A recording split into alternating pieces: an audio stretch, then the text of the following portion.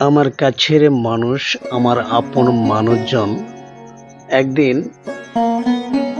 আমার বাবাকে বলেছিলাম একজোড়া দামি জুতা কিনে দাও, কিন্তু বাবা আমাকে একজোড়া সস্তা জুতা কিনে দিয়েছিল। জুতা জোড়া দেখে আমার খুব মন খারাপ হয়েছিল। ঠিক সেই সময় একটা ভাব সম্প্রসারণ আমার মনে পড়ে যায়। একদা ছিল না জুতা চলন যুগলে, দহিল হৃদয়ে মনুষ্য সেই খোপানলে।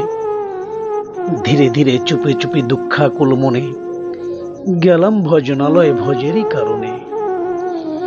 সেটা দেখে একজন পদনাই তার, অমনি জুতার ক্ষোভ ঘুচিল আমার। পরে দুঃখ কথা করিলে চিন্তন, আপন মনে দুঃখ থাকে কতক্ষণ।